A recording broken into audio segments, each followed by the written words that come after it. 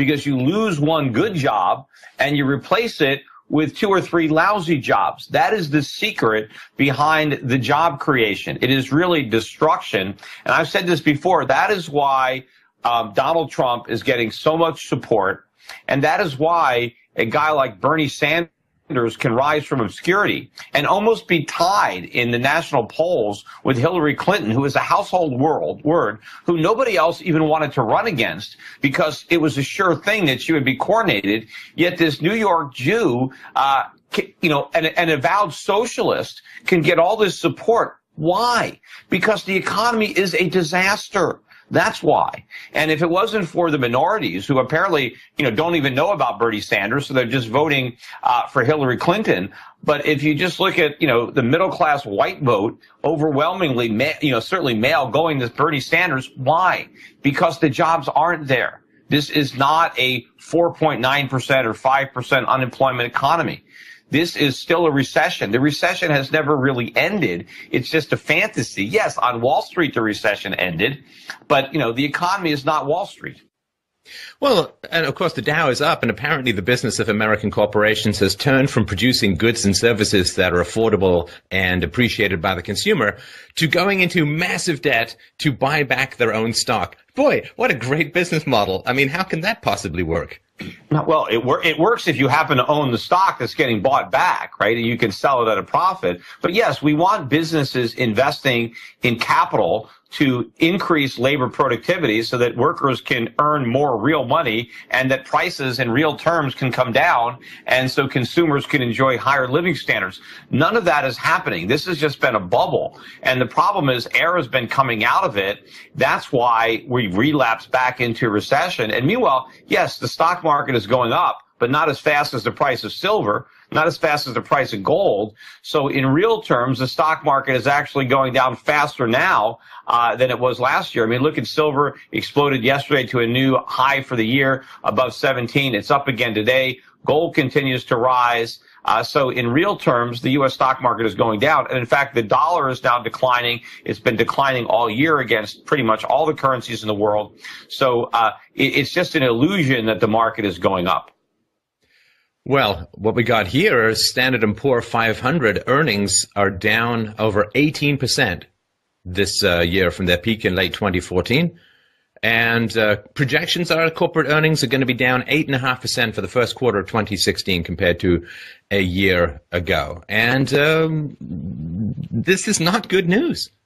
No, and it's going to get worse. And, by the way, oil prices are now going up and gasoline prices have been on the rise at the pump. And this is going to be a problem for consumers. Everybody thinks that, the consumer didn't benefit from cheap gas like everybody thought. Yes, he did. He did benefit. It's just that you couldn't see it because he was suffering from rising healthcare costs, from rising rent. So there were other problems. The fact that he got a reprieve with cheap gas help take some of the sting out of, your rent hikes or your higher insurance premiums. But now that gas prices are rising too, along with everything else, and by the way, the Fed can't even acknowledge the increased inflation because they can't raise interest rates, so they have to pretend that the inflation doesn't exist, but the consumer can't pretend. He has to pay those higher prices. So that means corporate earnings are going to be under even more pressure as more of somebody's diminished paychecks goes to necessities like energy. There's less left over for consumer discretionary purchases, and that's where a lot of corporations earn their revenue.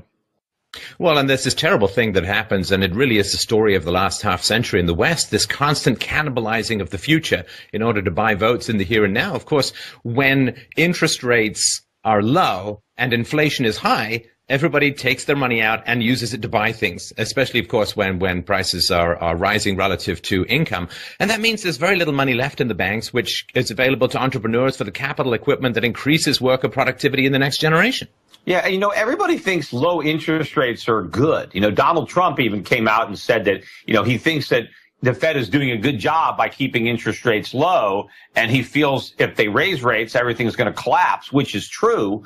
But that does not mean we should keep rates low, because the problem that we have, and Trump talks all the time about the fact that, we've lost all these manufacturing jobs. Well, why is that? It's not because we have bad negotiators. It's because we have regulations and taxes that destroy savings and investment. And so if we want those jobs back, we need more savings and investment. And the way you get more savings when you don't have enough savings is higher interest rates. Higher interest rates encourage all the things that we need to have real economic growth and to have higher paying jobs. So if you have a shortage of savings and a lack of capital, low interest rates are bad. The market needs to bring interest rates up so that we can attract capital and savings again. Now, yes, will it be more difficult for somebody to go borrow money to buy a television set or to buy a new car or to buy a house? Yes. But we don't want people borrowing money to buy those things when we need more production and more jobs. We want entrepreneurs borrowing money to expand and buy plant and equipment and to modernize and update and to make their workers more productive. Well, we can't have both. It's one or the other. And so if we need more legitimate capital investment, then we need less buying for consumption. And the way you do that is with higher interest rates, because higher interest rates will take consumer debt out of the equation, but it will allow businesses to invest because they can generate a profit. So if interest rates go up, and you can afford to pay maybe 8 or 10% because you can invest in equipment that will return a 15 or 20% return. But right now, none of that savings is even there because there's no money at banks. Instead, you get the money from the Federal Reserve and the consumer just spends it. Oh, it's weird. It's weird to me. People are always saying, well, if we raise interest rates, there'll be these negative repercussions. It's like, yeah. And if you're an alcoholic and you stop drinking, you're going to get the shakes. But the solution to that is not to just keep drinking. Yeah, anyway, absolutely. That's... And the crazy part about it is we've been on this stimulus high for years, and everybody was under the delusion that the Fed could take away the stimulus and we'd all stay high. And, you even have Fed governors admitting that the Fed basically doped the economy up with heroin and cocaine, and now all they're giving us is Ritalin, because they're still giving us some stimulus, but it's not as much, And if you're a coke addict or a heroin addict, and you come to your pusher and he says, "Look, I'm a little low on heroin, but you take some Ritalin," it's not going to do the trick, right? It's not enough. And so people expected that we could get by without the stimulus. We can't. Now, the reality is, yes, what the Fed should do is let interest rates go up, stop artificially suppressing them, and let this entire phony economy collapse. Because it has to collapse. Because until it does, we're never going to build a legitimate recovery that's going to produce the rising living standards and higher wages that everybody wants. Well, but of course, that's the economic argument and the free market argument, the Austrian school argument. The political argument is like, well, if I'm in power, if I'm sort of the president or a governor, even somebody has control over these issues. I guess the president doesn't directly, but if I were able to achieve that, well, the economy would go to hell, but the benefits wouldn't accrue until long after I'm voted out of office. So this is, I think, one of the reasons why it keeps going in such a short-term time frame. Well, not necessarily. I mean, if you get 4 years for a president, I bet if we bit the bullet right away, by the end of the first term, we could be well on the way to a good recovery. I mean, the free market is efficient. It cleans house very quickly. So, yes, we can get a lot of short-term pain, kind of like, the Band-Aid. Do you want to peel it off slowly or just rip it off? And if we just rip off that Band-Aid, yes, it's going to hurt for a while, 6 months, a year, maybe 2 years, but then we're going to start to see real recovery. And so it's possible that somebody could get reelected if he does the right thing early in his term. But you know what? We need a president who doesn't care about getting reelected, that just wants to do the right thing, right? And, who knows? Maybe if we elect Trump, maybe he will do the right thing. Maybe he'll abandon some of the stuff he's talking about, and maybe he'll do the right thing. I don't know. I think it's easier to get the average electorate to believe that he's just going to negotiate better trade deals than to talk about all the complexities of hyper-regulation and fiat currency and currency manipulation and so on. So, yeah. He's also promising to spend a lot of money on defense. I was listening to his victory speech in New York, and he's like, we're going to build this country up, this defense up. Nobody's going to mess with us. I'm thinking, like, who's messing with us? I mean, we have plenty of defense. We got plenty of fighter planes and aircraft carriers. We need more factories. That's what we need. We don't need a bigger military. The military is big enough. Yet Donald Trump is making all these crazy promises that it's impossible to keep. But you know what? Unfortunately, they get votes. But the question is, if we do elect Trump, will he put his country ahead of a second term and forget about what he said to get elected and do what's needed to be done once elected. I mean, Ted Cruz talks about a lot of the things that needs to be done too, but for some reason it doesn't generate, I think, the kind of support that Trump's getting. Now, the view of U.S. corporations looks fairly grim, right? Average rating on U.S. corporate debt has now fallen to BB. For those who don't know, that's bad. That's lower than it was at any time during the last financial crisis. Moving 12-month sum Moody's credit rating downgrades of U.S. companies from 32 in March 2015 to 48 up to 61 in March. It nearly doubled in 1 year. The outlook for U.S. corporations who are involved in a desperate self-medicating buyback of their own shares is not looking too pretty. And can you imagine what those credit ratings would be downgraded to if the Fed let interest rates go up? Because at this point, corporations are so levered up from an orgy of share buybacks that if interest rates went up, I mean, many of these big companies would go bankrupt. They simply couldn't even service their debt in that environment. And what about the underfunded pensions or those companies that still have pensions? If interest rates went up, that would collapse their pensions and those pension obligations would skyrocket. So the only reason that the ratings are still as high as they are is because the Fed is still practically at zero. So if we ever have to get from where we are to where we need to be, it is going to be a huge purge in corporate America because a lot of these overly indebted companies that only are so indebted because of the Fed, a lot of them are going to fail. Right. Now, we've talked a little bit about the fact that you need capital equipment, you need to invest in increasing worker productivity. That's one option. Of course, the other option is simply to use the power of the state to raise minimum wages to, $15 is being phased in a bunch of different states. So I feel sometimes we may just be overcomplicating things by saying that you need all these complex business skills and market research skills and customer satisfaction skills when you can just point a gun at math and make it magically work. So perhaps we can talk a little about that. That doesn't work. See, all that does is it forces employers to find ways of getting around hiring people. So if you say to the government says, look, if you're going to hire unskilled workers, you have to pay them $15 an hour.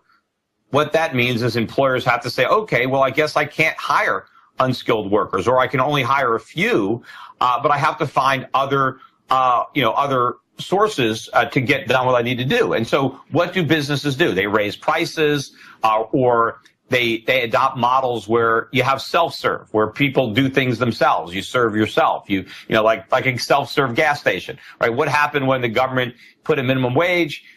Well, they didn't start paying gas pumpers higher wages. They eliminated gas pumpers. The job doesn't exist anymore. You pump your own gas. And they used a combination of self-service and technology. And so what is going to happen now, because the government is saying, no, you can't pay that guy $7.25. You got to pay him $15. Well, I can't pay him $15, so I'm not going to hire him.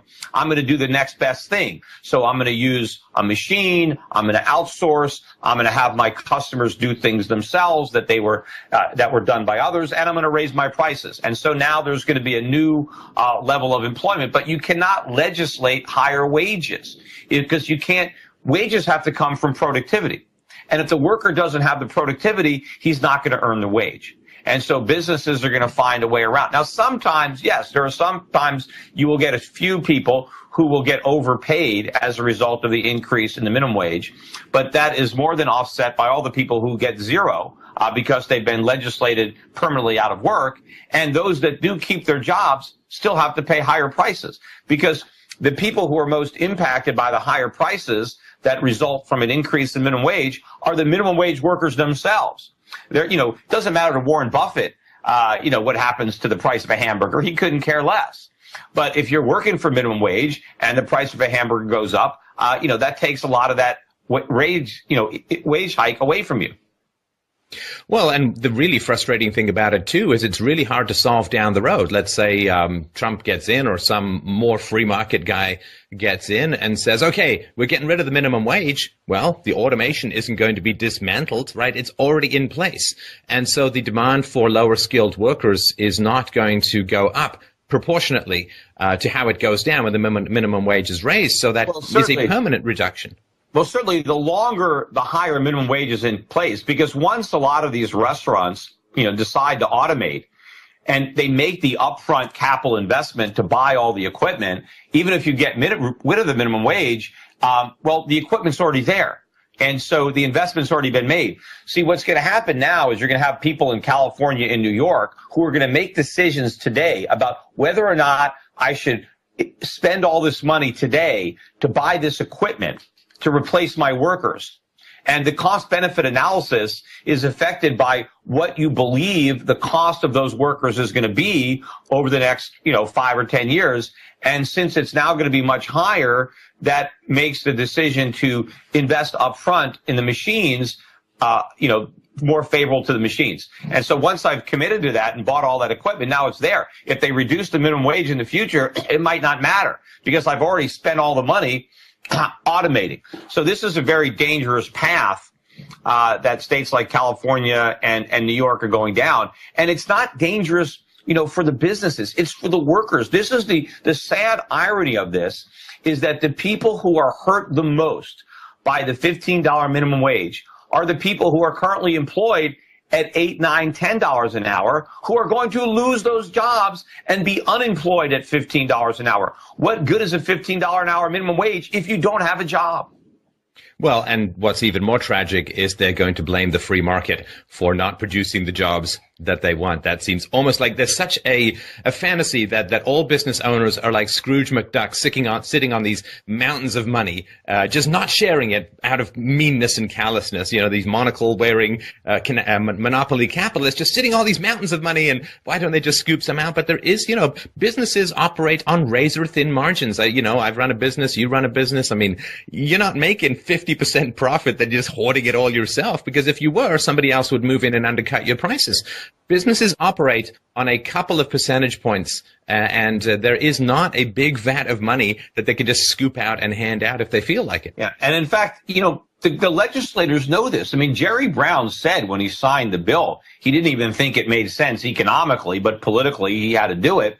And the fact that the $15 an hour minimum wage doesn't take effect immediately, that shows you that they know that it has harmful effects. If it was so good, why wait 4 or 5 years? Do it right now. And in fact, California in the bill said that if the economy weakens, if we go into a recession, if unemployment goes up, they can suspend the increases. Well, wait a minute. If the increases are good for the economy, wouldn't it be better in a recession? If it's going to help the economy, then if the economy slips into recession, wouldn't you want to accelerate the rate hikes if they're really helpful? The fact that they said they can call it off if the economy is in trouble shows you that they understand that it's bad for the economy. Yet they're doing it anyway because the voters are dumb enough to want it. But what we need is elected officials who have enough integrity not to give the voters what they want when they know what the voters want is bad.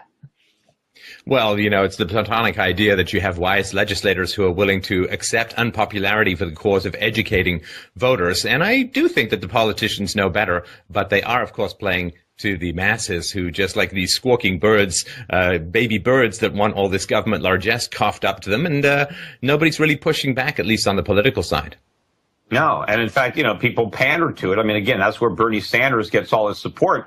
And I hear him talking all the time about we want more voter participation. We want more people to vote. Yes, because he knows the more uninformed people vote, right, the more votes he's going to get, right? I don't want people who don't even understand the issues voting.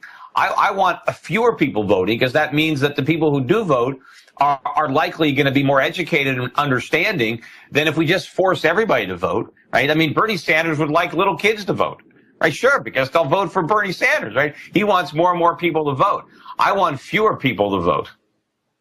And another one of these lies that's floating around at the moment is that, because in the past, people with college education made more money, if we put more people into college, they're all going to come out making more money. Like if you just put short people on a basketball team, boing, up they go in height. I wonder if you can help people break that down a little bit. Yes, well, that is very bad logic. It's not the college degree that is really responsible for people earning more money. It's just that harder working, smarter, more ambitious people used to be the ones that went to college. And then when they went to college, they also majored in things and studied things that helped them earn more money. But today, it's not just the best and brightest to go to college. It's everybody that graduates high school practically goes to college, even if they had a D average. And of course, a lot of people going to college major in Chicano studies or women's studies or African American studies or sociology or anthropology or all kinds of things. And these jobs don't do anything to you. They're not computer science. They're not engineering. I mean, or people that went to college so they can be a doctor. Yes, doctors earn a lot of money and doctors go to college.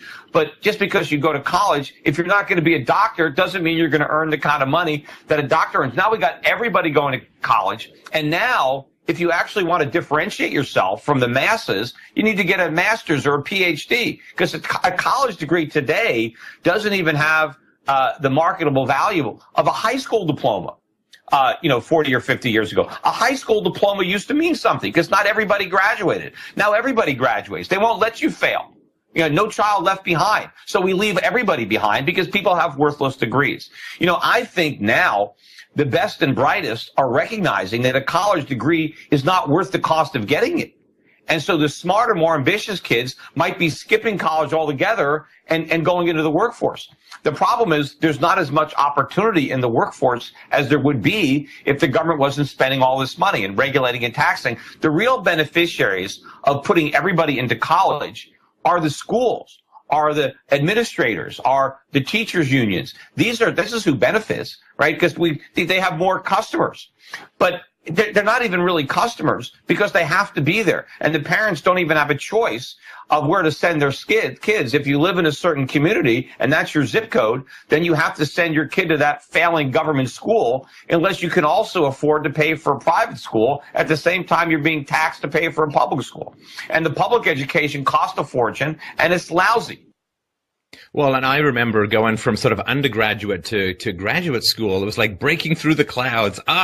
Here are the smart people. Here is sunlight. I can see. Because what happens is when more and more people go to college, the curriculum has to be dumbed down because you have less intelligent people in college. So even the really smart people aren't getting even close to the kind of quality education that they had in the past, which helped produce better outcomes. Yeah, even when I went to college, and I went to UC Berkeley in the early 80s, and even then I remember a lot of freshmen were taking remedial math and remedial English. Why are they there? How did they get out of high school if they can barely do math or read? Yet here they are at UC Berkeley. And so it's ridiculous. If you need remedial education when you start college, you shouldn't be starting college. If you couldn't master that stuff in high school, then don't go to college. You are wasting your time. There are other things that you can do. I got a kid that comes here, a plumber to do work in my house. I mean, you know how much plumbers make? And you don't have to go to college to be a plumber, right? And there's nothing wrong with being a plumber, right? I mean, so, if you don't have the aptitude for math, or whatever, what are you going to college? Learn a trade. And you can earn a lot of money if you learn some valuable skills that people need, because people always need plumbers and all sorts of, trades that people. And in fact, at one point in America, if you were a plumber, right, you could support a wife and 4 kids on the income of a plumber. Well, that is something you mentioned in a recent interview that I don't mean to have you retread old material, but it is hard for people growing up sort of in the modern world to remember or to realize what it was like prior to, the Great Society of the 60s and so on, what it was like in the 50s and so on, how much you could survive and thrive on one person's salary during a baby boom. Yeah, and not even a salary of a white collar worker. A blue collar worker could afford to support a wife who didn't have a job outside the home, who didn't earn anything. Yet he was able to do it. And remember, too, people would get married. If you were a plumber, maybe you were 25 and you got married because you've been working, since you were 15 or 16 years old. You didn't go to college and you've been working and you built up some savings, you learned some skills. I mean, a 25-year-old can't get married today. I mean, if he went to college, he's broke. He's got a lousy degree and he's buried under a pile of debt. He's living with his parents. I mean, he's not a real prize for somebody to want to marry. Meanwhile, the women don't even want to even get married now because if the guy can't support them, what's the point? They're just going to go and get a job themselves. And, they've got college debt too. So this is a different world that the government has created. They've gotten everybody into college, and now everybody is broke.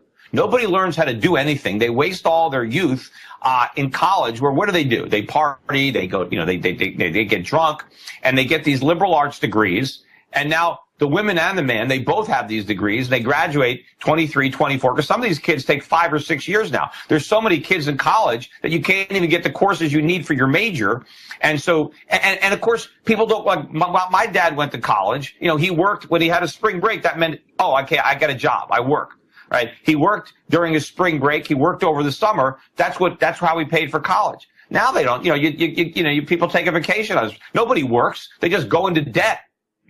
And then they graduate, and so you have these young people graduating. They're broke. What are they going to do?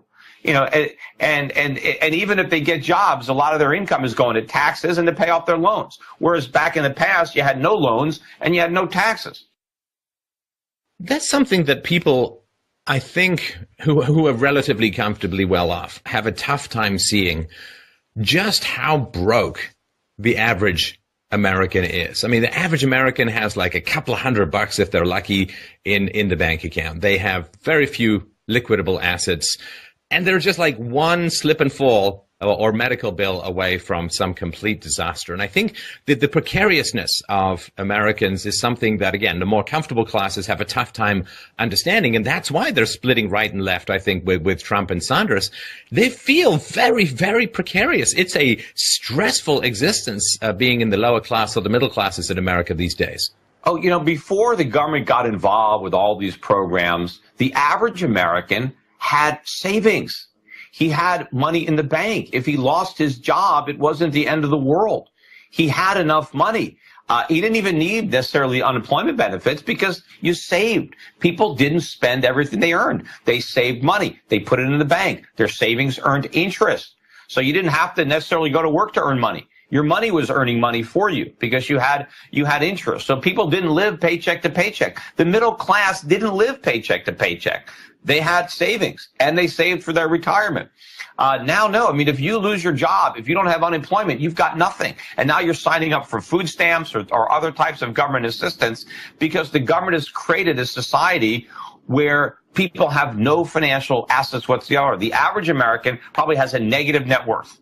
His liabilities, whether it's a car loan or student loan or credit card debt, exceed his assets. The average American is broke. Right? In supposedly the richest country in the world, the average citizen of this country probably has a lower net worth than most people in the rest of the world, even poorer countries, because they have positive net worths. They don't have all the debt that Americans have, and they've got some savings. We have a bunch of debt and no savings. Oh, and that's not even counting the national debt and the unfunded liabilities. Well, of course, if you do that, then we're the poorest people in the history of the world. Right? If you look at all the money that we owe. Now, of course, the way out of that is that we're not going to pay it. But the problem is our creditors haven't figured this out yet. They still think we're good for it. They still think all these broke Americans can actually pay their pro rata share of the national debt. I mean, it's not even close. Well, and here's the thing, the supposedly sovereign country of America now seems to be quailing before the Saudi Arabians' threat, the Saudi Arabian government threat to dump $750 billion worth of their assets onto the market. And therefore, some potential justice for the 9/11 victims might not manifest. I mean, where the hell is the sovereignty? But of course, the reality is that you're never more enslaved in a sense, at least in the modern world, you're never more enslaved than when you're in debt. Oh, yeah. And, they call the tune and we dance to it. I think what's funny about it is when you look at the reporting of this so-called threat, everybody thinks, wow, it's going to hurt the Saudis because they're going to have to sell their precious treasuries. It's really doing them any good to hold on to these things. I mean, they'd be much better off selling these treasuries. The problem is who's going to buy them? Because nobody really wants them. The Federal Reserve is going to have to buy them. So they're going to have to print a bunch of money to do that, which means the dollar is going to, sell off even more, which means the cost of living is going to go up even more. But I don't think Obama wants to even risk something like that happening before he gets out of office. So that's why he's going to oppose this. And I think, even the leadership in the House, nobody wants this bill to go through. But the problem is the politics, because it's bad politics to be against it. Everybody wants to stand with the victims of 9/11. Who wants to stand with the Saudis? But the reality is we owe them like $1 trillion. And they're helping to keep this house of cards economy from collapsing. So we got to kiss their what. But we got to figure out a way to save face. But there's no way we can pass that bill. So recently, of course, there has been a giant, massive data dump. Not to the world, but through a consortium of journalists called the Panama Papers. And there seems to be quite a lot of villagers gathering with their pitchforks and brands looking to chase down the ogre of offshore companies and apparently people who are evading taxes and so on. It seems kind of a misnomer in that most people want to pay less taxes if they can do so legally, and these seem to be legal vehicles by which taxes can be reduced. But it does seem to be it's another one of these, well, the rich are getting away, so let's have government regulate things more and let's go get those rich. And that always ends up, it's like watching someone step on a rake, kind of boom, up it goes in their face, because every time we ask the government to regulate more, the rich capture the government regulatory process, the financial wizards capture the regulatory process, and it ends up benefiting the rich more. Yeah, well, first of all, nobody should be surprised that politicians are hypocrites, because people are like, oh, look, here are these leaders. They're trying to evade the higher taxes that they're imposing. Of course. Of course they are trying to do that. Just because they're advocating for something for other people doesn't mean they believe in it for themselves. Look, Warren Buffett keeps saying that he wants people to pay higher taxes. Well, there's nothing stopping him from paying higher taxes himself. Just write a check. The government will accept it. But if you look at the way Berkshire Hathaway runs, Berkshire Hathaway does whatever it can to avoid taxes. So does Warren Buffett. Warren Buffett doesn't pay himself a salary. Why? He doesn't want to pay the taxes. What does he do? He takes stock dividends because it's preferential treatment. So everybody tries to do what they can to minimize their taxes. Look, Bernie Sanders he finally released his tax returns, and lo and behold, he uses all sorts of deductions and he pays a lower tax than the marginal tax that the law would have for his income. Why doesn't he just ignore those deductions? Why doesn't he just pay a higher tax? Because he doesn't want to. Nobody wants to. But, here's the thing about tax havens. People are saying, oh, these tax havens, this is terrible because, people are evading these taxes. Yeah, it's a good thing. Because you know what? If it wasn't for tax havens, taxes would be even higher for the rest of us. Because one of the things that keeps governments honest to some extent is they know if they raise taxes too high, more people will use offshore tax havens to escape them. So it's some kind of protection. Even if you don't use them yourself, the fact that they're there.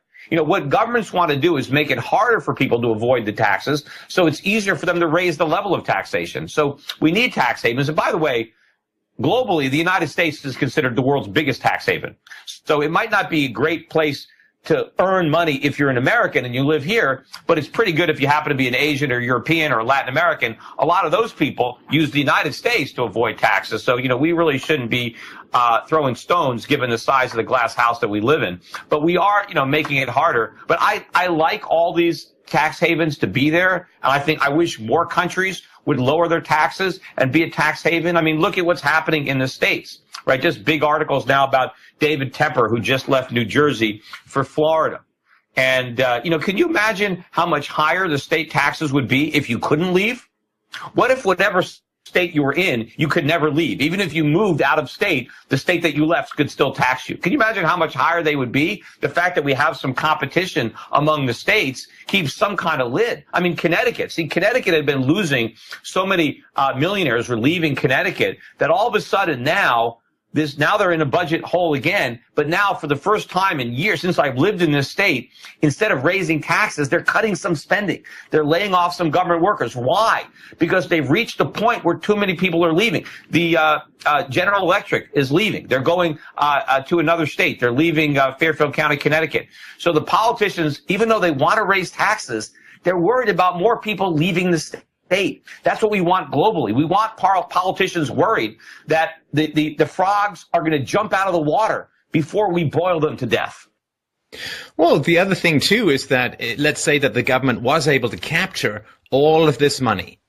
Well, what they would do is they would use it as collateral through which to borrow a huge amount of money. And so if the rich are paying taxes, that is going to catastrophically add, if they're paying even more in tax, it's going to catastrophically add to the growth of the national debt. It's just collateral to borrow. It's not like they spend it directly. Well, absolutely, too. People act as if if the government simply got this revenue that it's not getting in taxes, that we'd all be better off. We'd be worse off. I would rather have that money not go through the government, stay in the private sector, let the people who earned it invest that money or spend that money. Why siphon it through Washington, D.C.? That's not going to benefit us. And sometimes politicians say, well, you know, if all the people who are avoiding their taxes just paid more, well, then you could pay less. No, because it's not like the deficits would go away. If the government collected more taxes, they just spend even more. They never live within their means. No matter how much they collect, they're going to spend more. It's not like the budget would be balanced if they only had more revenue. No, if they had more revenue, they'd spend even more than that. The deficits would probably be just as big, if not bigger. More drug to the drug addict does not equal less drug taking by the drug addict. It just means more. And the other thing, too, which has struck my mind about this whole Panama Papers thing as well, is it's a legal tax protest. The rich people are saying the tax system is unfair and unjust. Look, if taxes were 5% or 6%, you know, in total, like the way that they used to be in the past, nobody would bother with all of this mess. It'd be too expensive to hire the accountants and too risky to move the money around. And, you know, like the 3% of French millionaires are leaving Paris, and I think a couple of percentage of people in Chicago are leaving. Nobody wants to pick up and move unless they have to. Moving is like, unless there's a tsunami or a glacier coming into your household, like nobody wants to do it. So it's a form of legal tax protest, you know, like a sit-in. And so what's wrong with a form of legal tax protest where the rich people are saying this is unfair and unjust, and I'm willing to take these steps to avoid this unjust system? Yeah, look, it's much easier to do business locally, to run all your affairs locally. And if the tax rates were low enough, then people would pay them rather than run their businesses offshore. But when you get up to confiscatory levels of taxation, you know, you operate a business in the United States. Let's say if I'm operating a business from Connecticut, I'm going to pay about 50% tax on the marginal income from that business. Or, you know, once you get up to the top tax bracket, if you open up a business and you're paying the corporate tax or the high top end personal tax and the state tax, it's about 50%. That is a very, very powerful incentive to operate businesses outside the United States. And that's why I've chosen to do that. And I have businesses that are fully functional, fully operating outside the United States, no U.S. taxable income, totally legal, but the businesses takes place outside the United States. And, you know, if I'm operating a business, you know, where there's no tax and, you know, I have to make a big investment, it's easier for me to grow my business because I don't have to cut the profit in half. I can reinvest all my earnings in growing that business, which is what I do because I don't want to bring the earnings back to the United States because then I would have to pay taxes on them. But if I leave the earnings offshore and use the earnings to grow the business, then I'm not paying any taxes on those earnings, but my business can grow a lot more without having to cut the government in for half the profits and none of the reinvestment. You know, they don't help you with the capital cost, but they'll take the profits. But a lot of, you know, all this stuff that's happening is because of government. And the liberals want to act, hey, let's just tax the rich. Let's just tax the rich. Well, what if the rich don't want to be taxed, right? What if they do something to protect their wealth? Just anybody. Look, if you are, you know, walking through a bad neighborhood and, you know, maybe you're going to put, you know, your money in your shoe because if you get mugged, you know, people are going to do things to protect themselves. Everybody, nobody wants their money stolen from them.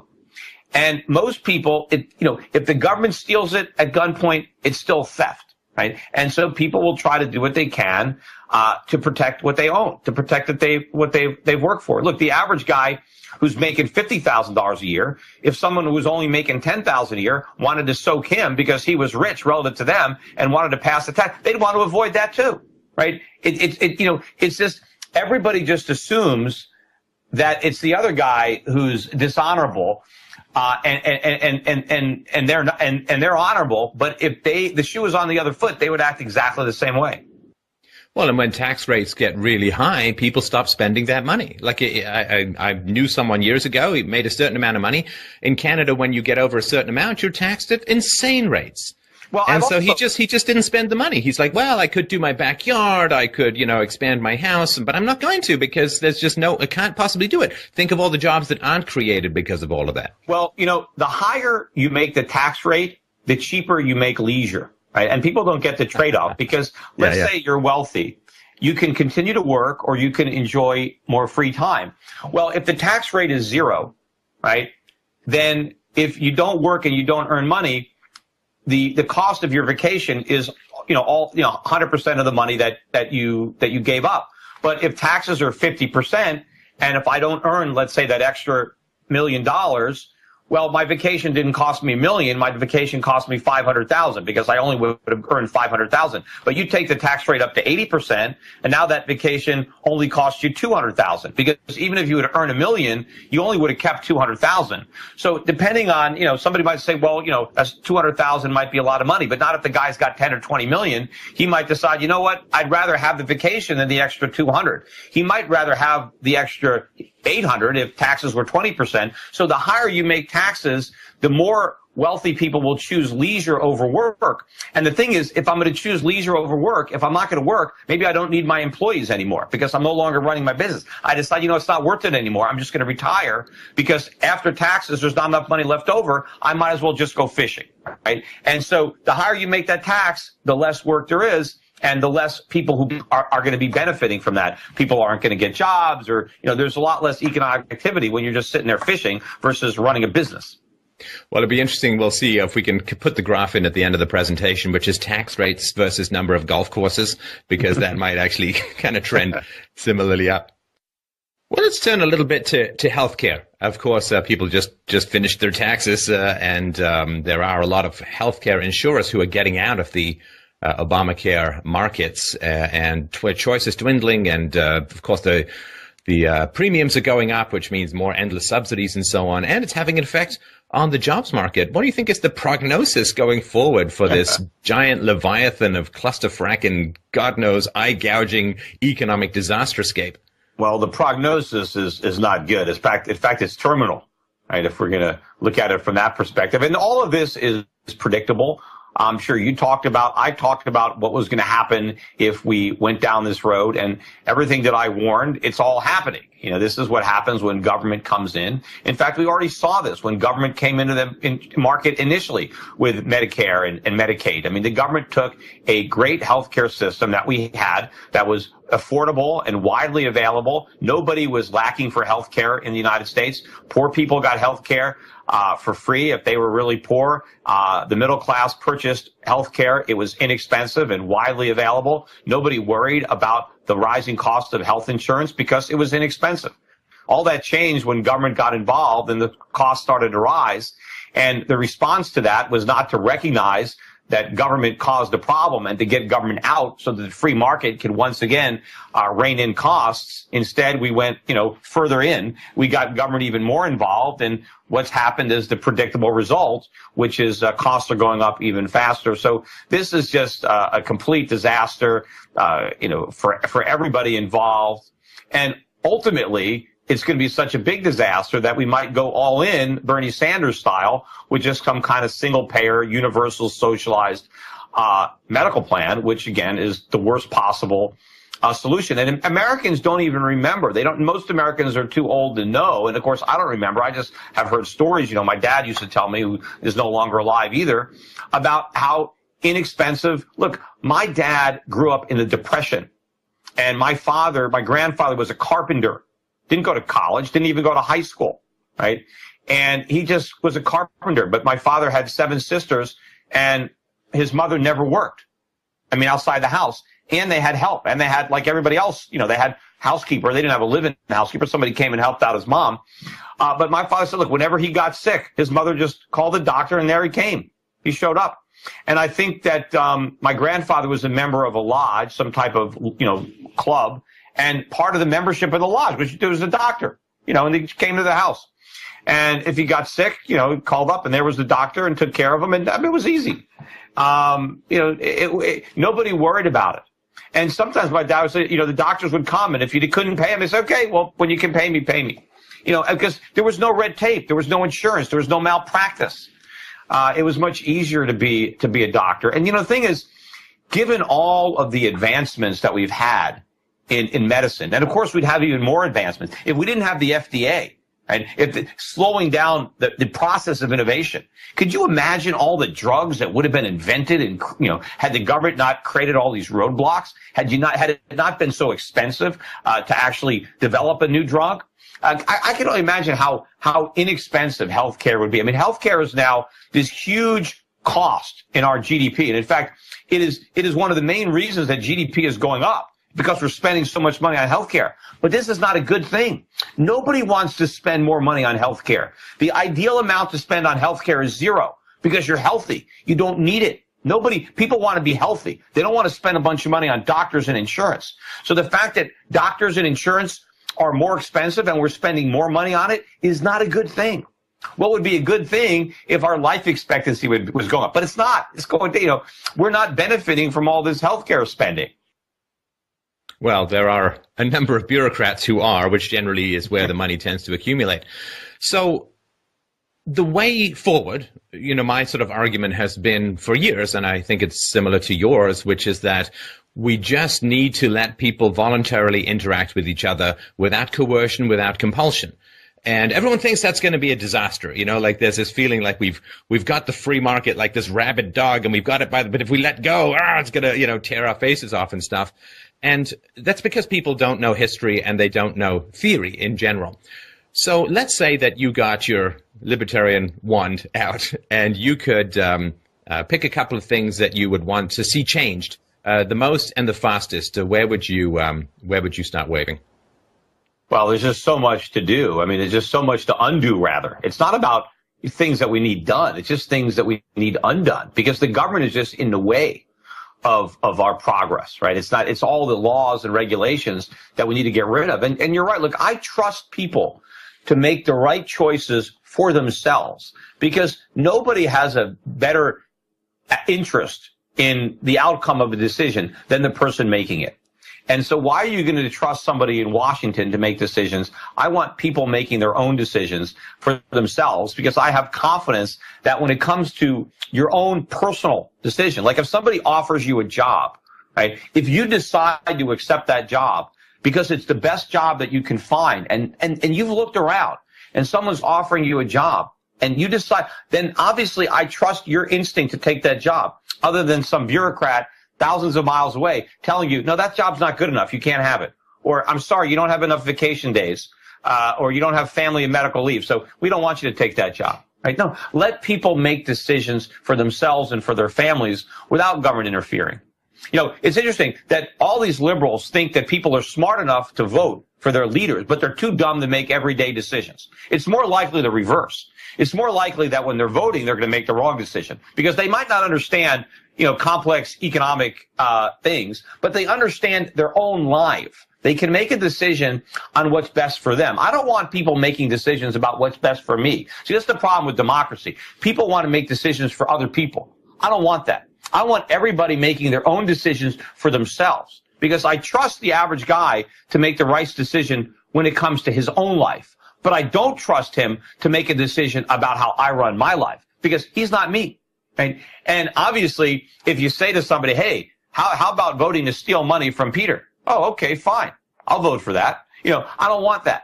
Right? I don't want people voting to steal my property any more than I want people stealing it physically without the aid of a ballot box. Well, there's more you can do to prevent private criminals than public criminals because at least you can call up the government to save you from private criminals. But who do you call when the government turns rancid? If you try to protect yourself from government criminals, you're the criminal, and now you go to jail. Right. Now, another thing too, and there's tons of examples, there are always these disaster scenarios when people talk about reducing the size and power of government and letting people have their own money, make their own decisions. There's always these disasters that you can come up with, and people endlessly do. But there are equally thousands of examples throughout history where government shrinks and it's actually a lot easier and better than people think. What comes to mind is Canada cut its spending savagely in the 90s when it was starting to spend like 34% of its tax base was going just on interest payments. They closed down entire government departments, cut welfare.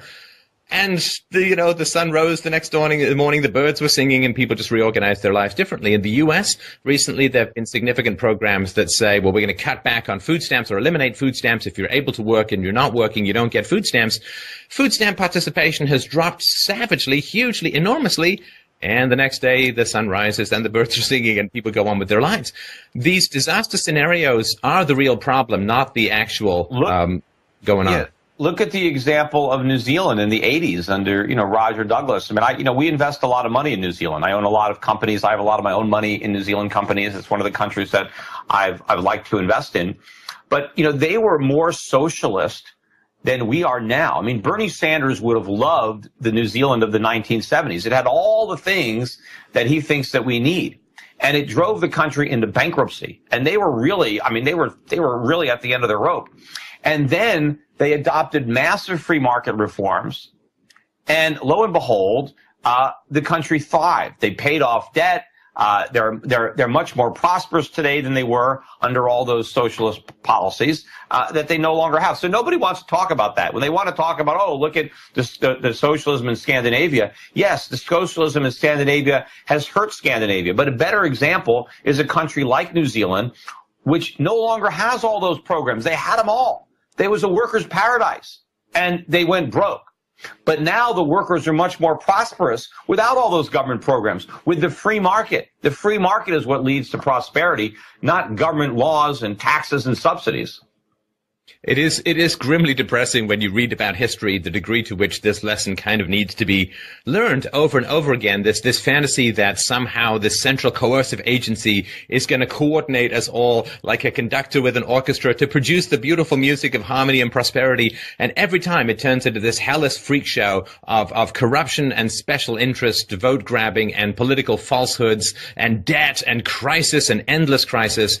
And then, suddenly when you're backed up against the corner, people reach for the free market and it's like, woo, we're back. And then it starts to grow again, this government programs. Yeah, I made that point in my book, The Real Crash, that, in most disciplines, right, whether it's science or, mathematics, every generation builds on what was learned by prior generations. We don't start from scratch. We don't have to reinvent the wheel every generation. I mean, we always add to the technology of our ancestors. So we don't have to start from scratch.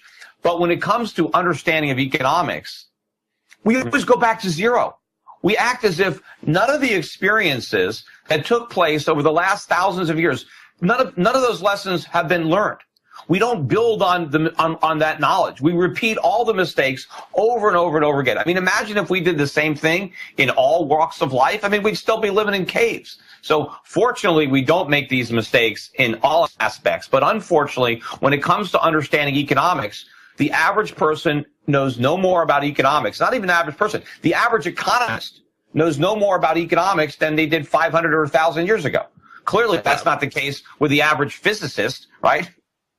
Right. And medicine, we don't sort of say, hey, let's try leeches again. Hey, let's reopen the debate on slavery. I mean, we make progress in other areas, but with this one, there's a real slippery, because of course politicians love to give away things for free to buy votes, and that requires that they keep people far away from economic principles. And of course, government schools are giant pockets of communism indoctrinating the young, and therefore they can't say, well, the free market is a really, really great place to be, because then, the first bright kid in the front row says, then why are we here? And of course, there's not any particular answer to that. So I think it's not that people can't accumulate the knowledge. It's kind of scrubbed out of the brains of the young by self-interested government-based institutions every single generation. Yeah, and that's I know my son had to, we talked about the minimum wage earlier. My older son is 13, and he had to write an argumentative essay, and there were various topics that he could pick, and so he chose the minimum wage. And the question was, should the minimum wage be raised, right? It wasn't that should it be abolished. It was, should it stay where it is or should it be raised? And so he went to his teacher and he said, I'm going to pick the minimum wage. And she said, okay, of course you're obviously going to argue that it should be raised. And so she was going to give him some points. And then she said to him, well, no, actually, I'm not. But she was just assuming that he was going to argue that it needed to be raised because that was her opinion. But these teachers, they teach their opinions, as if they were fact. And when you're, obviously my son has got a little bit of an advantage over the typical 13-year-old because he listens to my podcasts, so he knows. But the average guy, they think the teacher is smart, right? You're 12 years old and you've got a 25, 30-year-old teacher. You assume your teacher knows more than you do. That's a bad assumption. In many cases, they know less. Well, I mean, the idea that that you live in a society that's going to put indoctrinated idiots in charge of pretending to educate the young, that's a pretty chilling thought, because it goes way beyond the school into your society as a whole, and its respect for the young and its capacity to survive teaching young people critical thinking skills. Whenever you have a rotten, terrible infrastructure of propaganda that's really at the heart of a society, critical thinking skills becomes the complete enemy. And so you don't want to think about your society as a whole. If it can't teach you how to think, what's it hiding? You know, when I remember this story, I think I was in like 5th grade or 6th grade, I forget. And I remember I was in a lunchroom and I bet money. There was a kid, and I had been reading this book about the solar system. And so I was talking to this kid, and we talked about the planets, and I said, you know, Jupiter has the most gravity. And he said, no, Earth has the most gravity. And I said, no, it's Jupiter. Jupiter has the most gravity. And we made a bet, and we decided to let the science teacher, answer the question, because I was saying it was Jupiter and he was saying it was Earth. So we asked the science teacher, and the science teacher said Earth. So this tells you how little I must have been wrong, because the science of the planets, he said the Earth just because it's closer and it feels more like, I don't feel Jupiter's gravity. Pull it off. Wait, there it is in my earlobe, pulling away as usual. Wow. But if the science teacher doesn't know that gravity is a function of mass, and this is a science teacher. It wasn't that we asked, the English teacher, we asked the science teacher, and the science teacher didn't know. So look, all the teachers have to know is more than you do theoretically, or they have the teacher's addition to the textbook. They don't actually know anything because they have a textbook with all the answers. It's like calling Alex Trebek the winner of Jeopardy. It's like, it's right there, right on the podium. All right. Well, thanks a lot, Peter. It's always a great pleasure to chat. And I, strongly urge people to check out Peter's work. It's a great podcast. And, his, websites again, just to remind people, shiftgold.com, shiftradio.com, and Europac, EUROPAC, Europac.com. Always a great pleasure. Keep on, fighting the good fight. Congratulations on the new addition to your family, and, we'll talk again soon. All right. Thanks a lot.